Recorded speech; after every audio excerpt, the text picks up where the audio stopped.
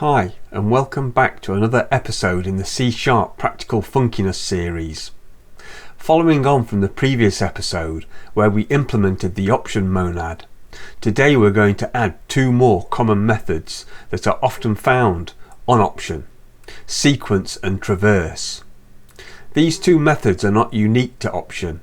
They are common across many monads in functional programming, such as result, either, and even task in asynchronous contexts. The logic behind them is standard and widely reused regardless of the underlying monad. So what do these methods actually do? Sequence turns an IEnumerable option of t into a single option containing an enumerable of t. It essentially flips the structure. If any item is none, the resulting option is none. Traverse transforms each item in a plain IEnumerable into an option and then sequences the results. Like sequence, if any transformation yields none, the resulting option is none.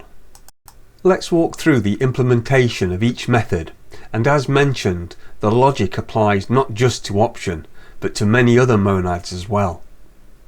Starting on line 23, we have the sequence method, which extends IEnumerable option of t and returns a single option IEnumerable of t. We begin by checking if option is null, and if so, we throw an exception. This follows a fail-fast approach to ensure invalid inputs are caught early. Next, we create a list to hold the sum values extracted from the options. As we iterate through the collection, we immediately return none if we encounter any non-values. This short-circuits the process, meaning the method exits as soon as a missing value is found. Otherwise, we safely extract the value using getValueOr. Since we've already confirmed that the option is sum, we're not concerned about the fallback value here because it is never used. If the loop completes without encountering a none, we return a single option wrapping the full list of unwrapped values, an option IEnumerable of t. This fail-fast short-circuiting behaviour is common. For example, if you were to implement a similar sequence method for the result type from an earlier episode, you could return a failed result as soon as the first failure is encountered, with the associated error value of that failure. Next, the traverse method, which builds on the same principles as sequence, but adds a transformation step. This method extends a plain IEnumerable of one type and returns a single option IEnumerable of the same or differing type, t-out, based on applying a function that transforms each input value into an option of the output type. Just like with sequence, we begin by checking if the input is null and throw an exception if it is, again following the fail-fast approach. We then create a list to collect the successfully transformed values.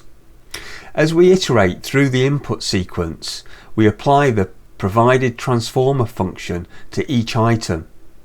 This returns an option of t-out for each one. If any of these transformed results is none, we short-circuit immediately and return none, indicating the entire operation failed. Otherwise, we extract the value from each sum and add it to the result list. If all items are successfully transformed, i.e. no none encountered, we return a sum, indicating the full list, just like sequence. In effect, traverse is like a combination of map and sequence. You apply a function that wraps each item in a monadic context, option in this case, and then sequence the results into a single option value. This same traversal pattern exists in many monads. For example, if you are working with the result type, traverse would apply a function that returns a result and short circuits on the first error, again preserving the first failure encountered. Now let's see both of these methods in action with a simple practical demo. In the example, we're simulating a pantry check to determine whether we have the necessary ingredients to make a couple of recipes.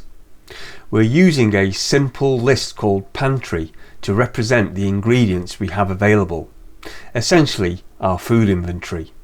For those not native to the UK, a pantry is a small cupboard or small room where food is stored. We have two predefined recipes. Recipe 1, which includes milk, something not in the pantry, and recipe 2, which only uses ingredients that we do have. To check recipe 1, we start by projecting each ingredient into an option of string by using the getItemFromPantry method. This gives us an IEnumerable option of string, which is exactly what sequence operates on. When we call sequence, this will return none if any ingredient is missing. In this case, since milk isn't in the pantry, the result is none, and the corresponding message is shown. For recipe 2, we do something a little different. We call traverse getItemFromPantry directly on the list of ingredients. This maps each ingredient through the getItemFromPantry method and sequences the result in one pass. If every transform result is some, the final result is also some, otherwise it's none. Since all ingredients for recipe 2 are available, we get back a successful result and print the list. So in summary, sequence is great when you already have a list of option of tea. Traverse is useful when you have a plain list and want to apply a function that returns an option. Both methods short circuit on the first none and let you cleanly handle success or failure without writing a bunch of manual if checks. And with that, I think we are done for today. As always, the code for this and other episodes is freely available. The link is in the video description. I hope you found something of interest in this video.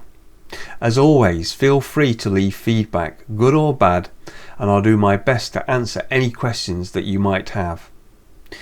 If you found this episode or the source code helpful, please consider liking and subscribing to support the channel. Thanks for watching, and until next time, bye for now.